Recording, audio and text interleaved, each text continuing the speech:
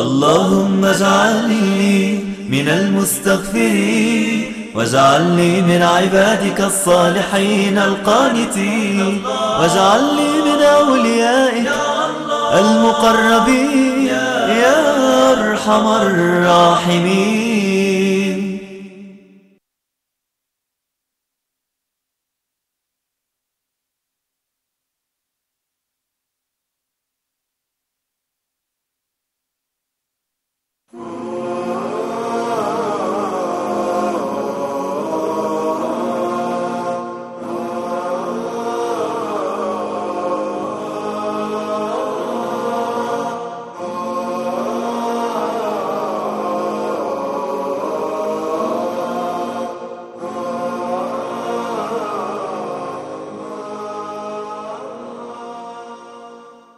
Assalamu alaikum wa rahmatullahi wa barakatuh. Hello and welcome to our second episode of our series Islamic Finance, talking about Islamic economics, the concepts of economics in Islam, with the company of Sheikh Shady AlSuleiman from Sydney, Australia, researcher in Islamic economics. Assalamu alaikum, Sheikh. Wa alaikum assalam wa rahmatullah.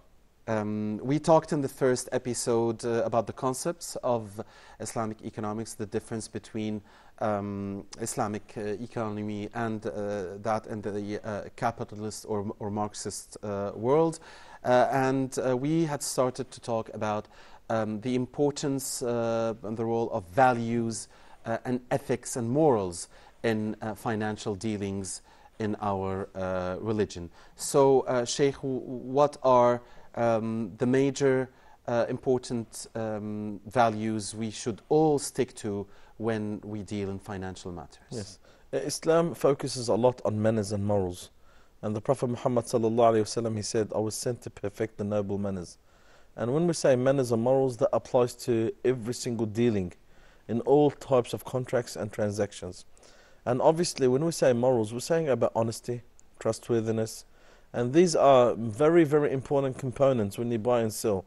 You would always to buy something from someone who's honest with what they sell to you.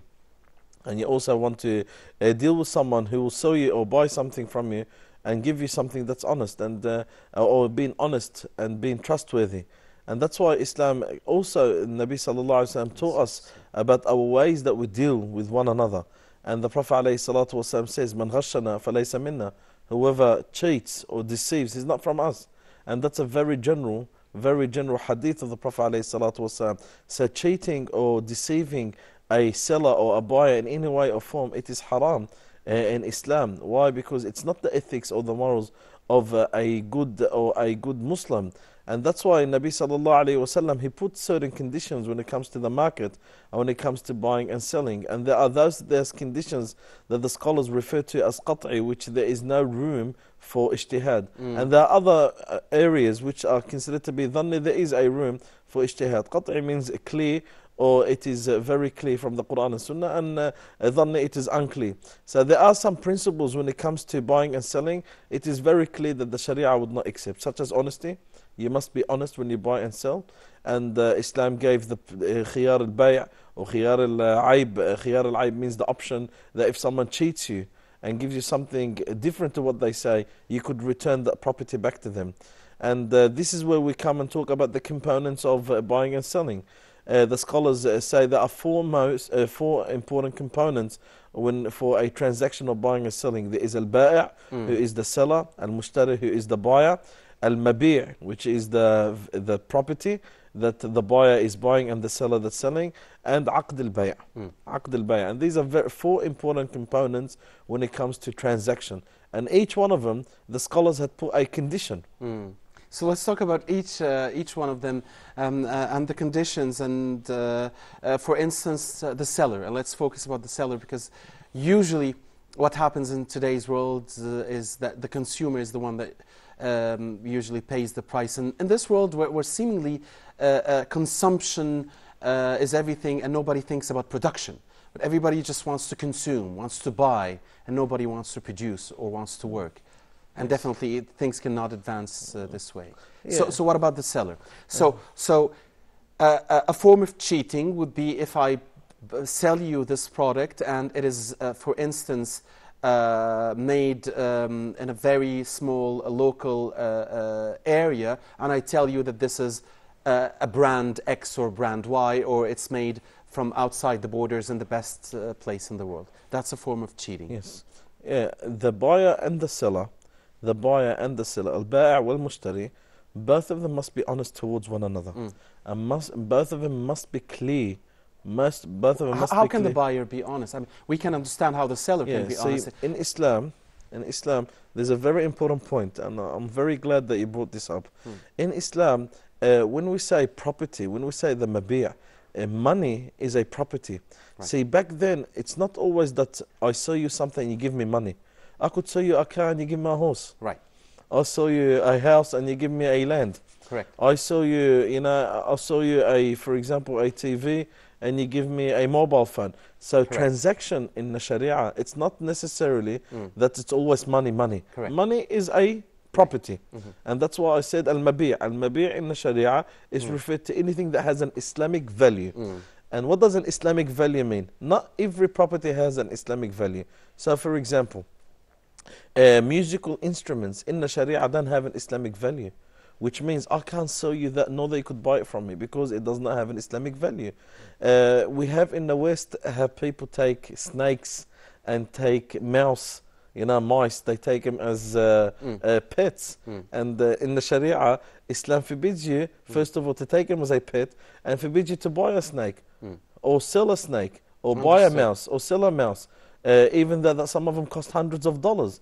The reason that this is forbidden is because a snake doesn't have an Islamic value. Understood. Okay. But if the buyer is paying you money, supposing that the buyer is giving you authentic papers, authentic money, then he doesn't have any other responsibility, does he? Yes, that's why when the scholars speak about the conditions of the mushtari who is buying, then don't look at him as buying with money, because back then they did not use only money. They'll use, I'll buy a shirt with a house. Can we focus on the seller? Because usually the problem nowadays is with the seller. These days. And we're seeing a lot of practices that are strange. What if I'm selling this product A at 3 times the price of its cost? Okay. Is that halal in Islam? This is what the scholars refer to as al-ghubn. Al-ghubn means that you sell something, you deceive someone by selling them something with the value of it 3 times or 4 times. Of course, that's forbidden in Islam, and Islam had given you the right to go and return it back. Islam gives you that right, because we are allowed to make a profit. No doubt. Something is worth $100, I want to sell it for $150. This is murabaha. I have the right to make a profit. Then what's the point of me buying and selling? Correct. But my profit must be reasonable. Reasonable according to the customs. Right. It goes back to the urf, what's reasonable. Okay, because it's relative. I mean, the word reasonable itself is relative. And the word reasonable goes back to the urf, it goes back to the customs of the people. So for example, I've realized in some countries that the profit does not exceed 50%. And that's reasonable. Other countries, the profit exceeds 300-400%. And that's reasonable to them. Okay, but anything beyond that, then that's ghubun. And the Prophet Muhammad sallallahu alayhi wa sallam forbid that type of transaction, or forbid that type of dealing. And the Sharia had given the person who has been deceived with the price to return back that property or take back the extra money they had paid. Right. There is a certain product A in country 1, and the same product is there in country 2. And that country 2 imports it from country 1. But the buyer can buy it from the country of origin. If he buys it from the country of origin, he buys it for 1 unit. If he buys it in this country that imported it, he buys it for 5 units. Yes. How would this be described? Is this fair or reasonable? If I'm in that country, that imported this product, and it's a reasonable price with everywhere else. So for example, if I go to 10 shops and they all sell at the same price, maybe a bit extra or maybe less, then that's reasonable. Right. But anything beyond that, where one shop sells at 100, the other one sells at 1,000, then that's a big problem. So there is no problem if there's a big gap between the prices of a certain item between those two countries. No, there's no problem. Because as a merchant working as a trader working in this stock or item, I could be making 1,000% profit. As long as in my local area, this is the price of it and it's acceptable, then it's all right. So that's the parameter. Yeah, it goes back to the urf, it goes back to the customs, and goes back to how much is that worth everywhere else. Okay. In the same country. I'm selling this product at a very high cost because it is in a luxurious shop. But if you buy it, the same thing, in an ordinary common area, you'll buy it for much less money. There's no problem in that for the seller? Okay, if I as a buyer know this, it's okay. If me as a buyer, see, because I made the choice. The huban, yes, but the huban is that when I bought something that I thought this is the value of it, and then somewhere else I realized it's a lot more cheaper. I've been deceived. But if I know, like, you buy it in this area for 100, but another area is 50. Well, I know. I haven't been deceived because I know. Deception is when you don't know. If I sell you my used car and I don't tell you about all the faults, then this is haram. Yeah. I have to tell you the faults that I know. The faults that I know, because in the car there's probably faults I don't know. Probably. So my duty is like, I have to tell you what I'd like to hear. If I'm coming to you and you are selling me the car, imagine that it's the opposite. What I like to hear, I should say. So if there are faults that I know in a car, I have to mention them, the major faults. And it's better morals to say even the minor faults. But what you know, of course. Okay. I have a house in a certain neighborhood where the average price is 1 unit. I know that I want to sell my house for 1 unit or for 1.1. But I'm very fortunate, so I get a buyer from somewhere out of the blues, and he comes and tells me I'm going to buy it for 2. Is that okay for me as a seller? If he knows that if he knows that the price of it is that much and everyone else is that much, but from his own he wants to give you more, then it's up to him. As long as so if he doesn't know, I have to tell him, look out, this neighborhood is priced this way. So I would have to tell him as a seller then, because how would I know that he knows? See, there's two things. It works two ways. First of all, when I buy something, I should be also cautious what I buy and at least go around. They say... Correct. But I'm asking from the point of view of the seller here. Because it happens. It does happen a lot. You have a certain item, it's just worth £1. But somebody comes to you and say, I'm going to buy it for 2. Yeah, so do you have to tell him, by the way, you can get it for 1 if you really care about it this much? I'm going to give it to you for 1.5. Yeah, you've offered him £1 and he said, I'll give it to you. That's from his own will. He's given you the extra. That's from his own will. The extra could be considered as a present. I'm trying to focus on samaha in selling and buying. Tolerance in selling and buying. Because it seems to be void these days. Yeah, see, it's void because our relationships between one another is based on materials. It's no longer based on brotherhood. It's no longer based on ukhuwa fillah, brotherhood for the sake of Allah, and loving one another for the sake of Allah. It's all based about materials, and this is how you see the Western life now. It's just materials. That even between the son and the children and their parents is based on materials. Where Islam, the relationship between people is not based on materials. Indeed. It's not based on money. It's not based on properties. It's based on the best of manners and based on morals and based on ethics. And that's why Islam teaches us and tells us to be honest in all our dealings, in everything that we deal with. Whether it's buying and selling, not only money, but in every aspect in our lives. And that's why the Prophet Muhammad said the honest tajir, the honest merchant is with the prophets and the honest people and the martyrs. So, look at this beautiful hadith of the Prophet which will encourage someone who is in the business to be honest. Why? Because there is, we hope it does. Yeah, there is something connected with Allah Azza wa Jal. We hope it does. On this note, Sheikh, we'll take a break. Dear viewers, do stay with us. We'll be back for the second part of our program in a very short while. Assalamu alaikum.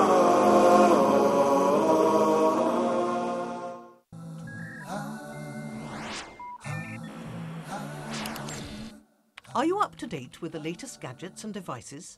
Or do you get confused when someone even mentions the word computer? Conquer your fear and learn how to get the best out of the latest computer software, smartphones, and the latest cutting-edge technology by tuning into Tech Talk with Dr. Baha.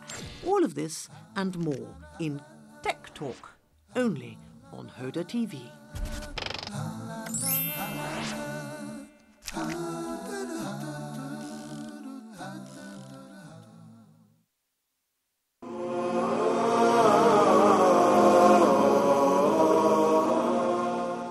Assalamu alaikum wa rahmatullahi wa barakatuh. So welcome back. Sheikh Sulaiman, before the break we were talking about the components of the financial transaction. You talked to us about the seller and the buyer and their duties. Now, what about the restrictions or the characteristics of the two other components, and that's the contract and the property itself? Before we get onto that, but between the buyer and the seller, there's also other conditions that the scholars lay down. Amongst those conditions that the buyer and the seller must be mature, some of them put the condition as they have to be over the age of puberty.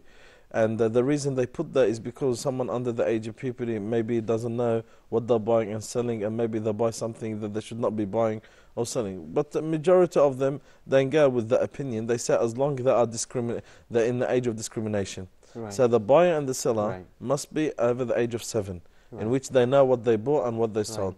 Because if you give a child, give him $100, and then he goes and buys lollies with it. That's correct. You know, but I can give my 6-year-old son £1 and tell him, I'm waiting for the car outside, go in and buy this, and the guy is going to give you that. Yeah. And see, that's where the scholars say with the permission of the guardian, it's okay. Right. But, you know, for example, my son, when I give him $50, he rejects it. He takes the $1 coin, you know, because they don't understand the value of it. Correct. And that's why the scholars do not accept the transaction of a little kid, because they are liable to fall into something wrong. He'll go and buy a lolly for $100. Right. And that's why the scholars say, okay. But the way the financial, global financial system was derived made everybody buy lollipops in the past years before the meltdown. Yeah. And the world is trying to recover now, and let's hope it does. Yeah, that's why the reason but on the right track, and the Islamic way that refuses these risks, refuses these leverages, refuses these virtual derivatives. It's a risk that when a child or a young child buys something, because what happens if my son is going to come back with a lolly and I'm going to say to him, how much you buy that? He said, I bought it for $50. What's going to happen? There's going to be a dispute between me and the seller. And that's where Islam says, okay, from the beginning, do not accept a transaction of a child that's under the age of discrimination. Right. Because you said that preventing a dispute is one of the key major reasons. Rules. One of the key roles of the Islamic Sharia or the Islamic principles when it comes to buying and selling is to avoid any sort of dispute and conflict. And that's why the scholars say the condition on the buyer and the seller that they must be over the age of discrimination. The other condition, they must be sane. So if someone who's insane, again, like a little child, go and buy something worth $1, pays $100, and that's not accepted. Right. And that's why if something like that falls, I could go to the seller and say, look, the transaction that took place between you and my little son, it was incorrect. And I want you to give me the $100 back, or give me what's worth, or take what the lolly is worth and give me the rest. That's how the Sharia works. Right. So these are the conditions, and the other conditions that they must be honest. Of course, honesty is a moral within the buyer and the seller, that they must have these characteristics, not to be cheaters or not to deceive or not to say something which is lie. Can I ask one question before we go into the last two components? And it is again about the relationship between the buyer and the seller. I'm buying this product from this place, and I know that this merchant or these merchants have agreed together to fix the price of the very urgent, important commodities we all monopolize. Need. Yes. Okay. And we are forced as consumers to buy. See, this and we do. Is this halal? Of course from not. the part of from the view of the seller. Monopoly in Islam is not accepted, and that's where the government or the Islamic State interferes. But sometimes it is the government that monopolizes. This is where you find that this is the wrong again. It's wrong from the government. But in an Islamic state where we follow Islamic principles, if such dealing will take place, the Islamic state or the Khalifa or the Muslim judge will force. But they can tell you it's not a monopoly. We're only doing this in this area. You can go out and buy it from another No, it's still place. not acceptable. It's still a monopoly. No, it's still a monopoly. So any agreement like that, you know, to fix a certain price is forbidden. A certain price that's that's above the fair value, that's above the reasonable fair value, and monopolize and take advantage of people. Taking advantage of people is rejected in Islam in any way or form. We cannot take advantage of people. لا ضرر ولا ضرار. لا ضرر ولا ضرار. You know, you cannot bring harm to yourself, now you could bring harm to others. And that's why riba is rejected in Islam, because you take advantage of someone who is in need. The borrower, yes. Yeah. So these are the things that Islam rejects. We cannot take advantage of the situation to start, you know, dictating people. And if such a market... Sometimes it happens in such key commodities as medicaments. But if there's a group of merchants who wants to monopolize the market, then that's where the Islamic State interferes and says, hold on a sec, you can't, you can't go beyond these prices. And this is the rights of the Islamic Khalifa or the Islamic judge.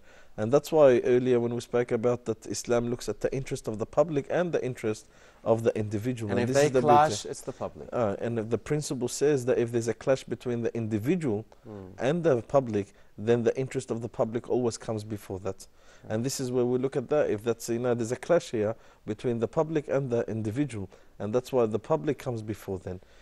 Speaking about the other conditions, which is the property that we buy or sell. As we mentioned, that the Islamic property, when we buy and sell, doesn't have to be that I'm buying money or I'm selling money. It could be, a house with a car with a, mobile. It could be that I'm selling a garment with food.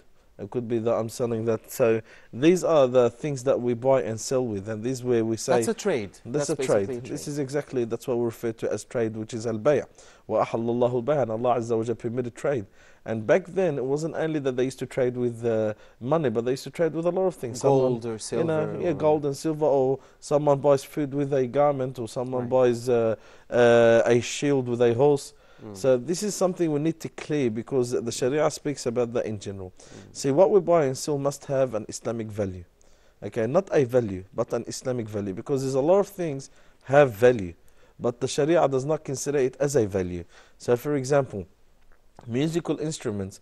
A musical instrument could exceed maybe $50,000.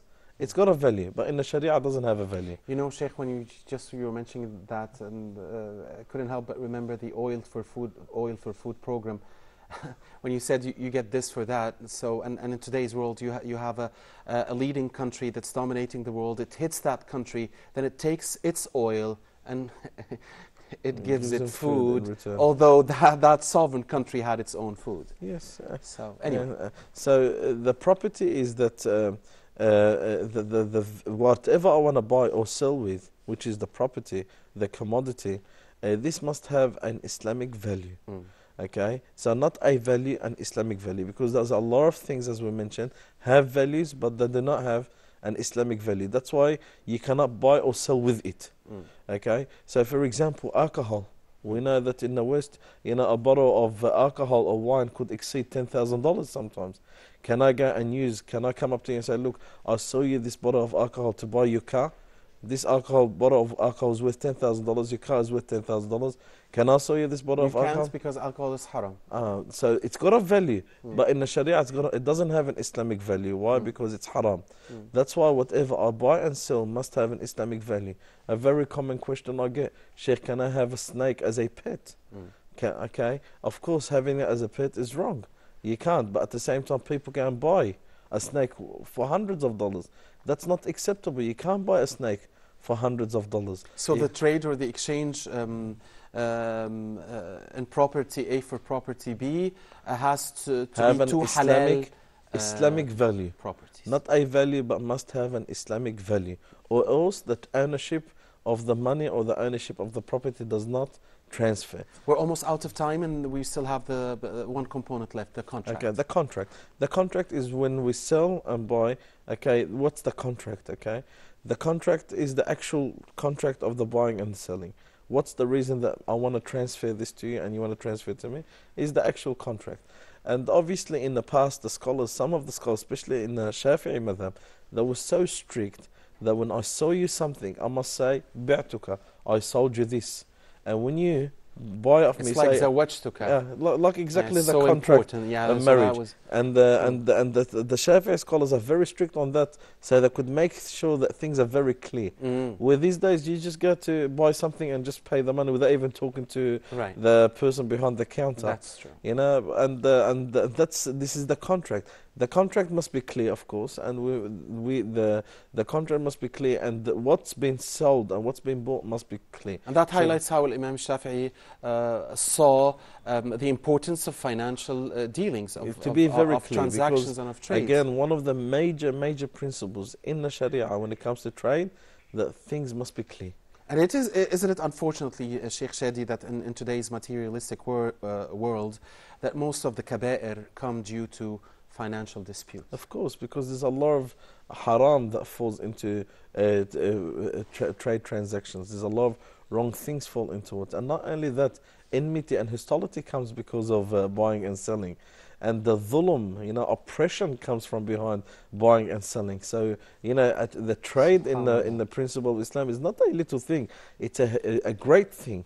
It's a great thing in the Sharia, because of that, you know, a war breaks between countries. Indeed. Because of that, tribes fight one another. So the Sharia makes, from the beginning, says, okay, be clear from the beginning, or don't buy and sell. You rather be clear with one another, or else don't go ahead with the contract. Indeed. On this note, Sheikh Shady AlSuleiman from Sydney, Australia, researcher in the world of Islamic economics, thank you very much, and we hope to see you very soon, inshallah, in our upcoming episode of Islamic Finance. And dear viewers, do stay with us in this series on Huda TV. We'll be talking much more about the world of Islamic economics, in a world really where Islamic banking, Islamic finances proved its worthiness in the face of a huge financial meltdown that saw the bankruptcy of those who took too much risk, too much leverage, and used virtual derivatives and used just everything that's basically forbidden in our great religion. Until we meet again, Assalamu alaikum wa rahmatullahi wa barakatuh.